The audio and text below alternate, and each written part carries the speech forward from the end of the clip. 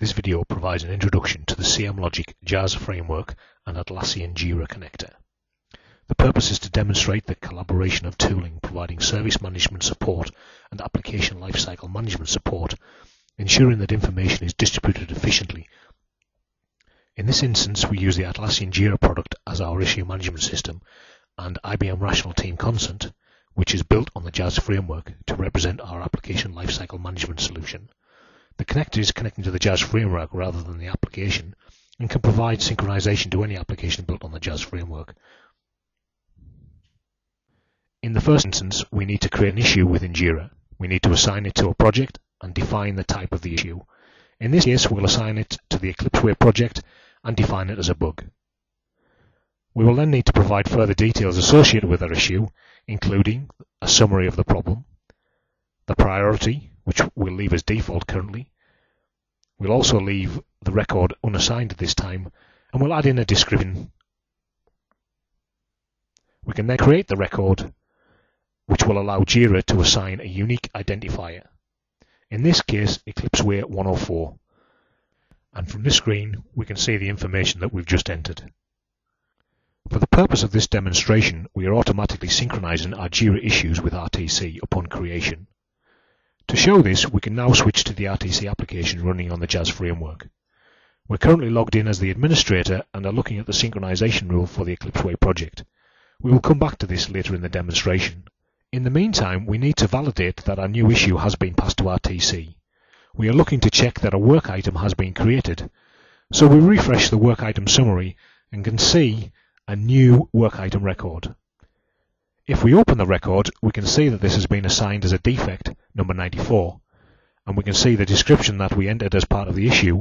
We can also see that the defect remains unassigned, but has a priority of medium. Our original priority was defined as major, but this has been transformed during the synchronization as we map values between the two systems. To demonstrate the synchronization further, we can return to the Jira interface and assign the issue to an individual. We would now expect this information to be updated within the RTC product. So if we look further at the record within RTC, we can see the Custom tab, and within this we can see the reference to the issue in the form of the Jira Unique Identifier. And if we look into the History tab, we can see the history associated with this defect. And from this we can see the information that was added on creation, but also that the record has been synchronized again while we were reviewing this information, and that the owner of the record has been updated. If we return to the main screen, we can see this in the body of the record. Further, we can update the defect in some way, perhaps to request further information from the originator for clarification, but here we'll just modify the description and save our changes. We would now expect this information to be updated within the Jira product. We will now look at the synchronization rules. You can see from the defect record that there is an external connection defined in the bottom left-hand corner.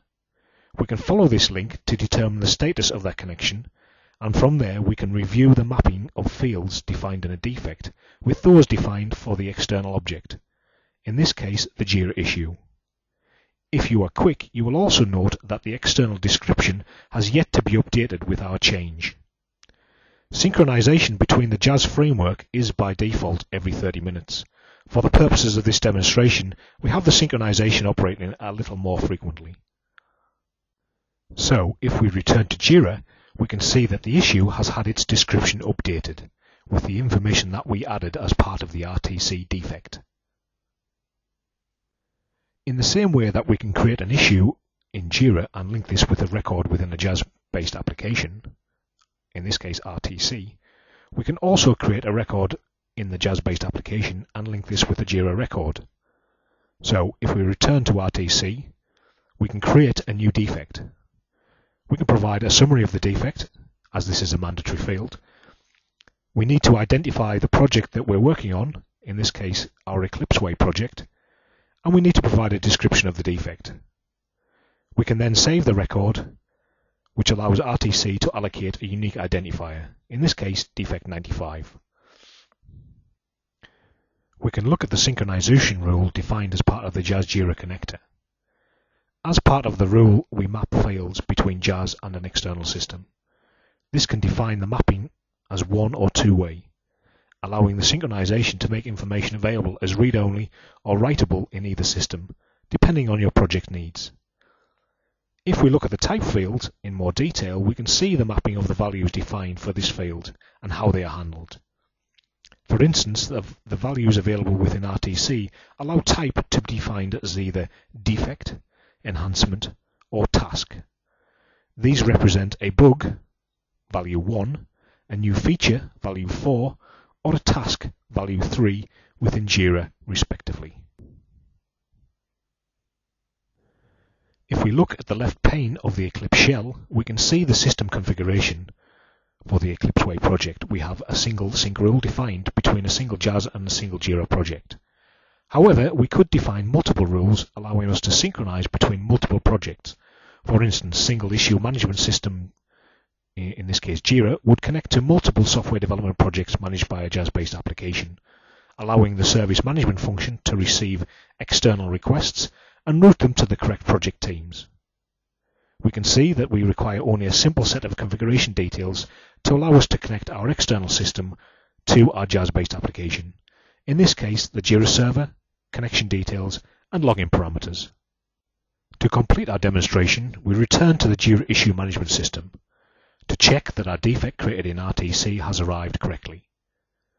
And we can see from the summary of all our Eclipse Way issues that we have a new record, Eclipse Way 105.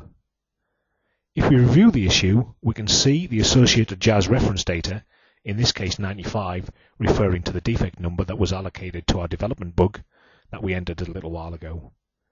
And if we return to RTC and review our defect 95, we can also see on the Custom tab the reference to the Jira issue Eclipse Way 105. That concludes this introduction to the CM Logic, Jazz Framework and Atlassian Jira connector. If you require further information on the connector or any other CM Logic product or service, please feel free to contact us. Email us at info@cm-logic.com or call on a UK landline at +44 11 896 57721. Thank you.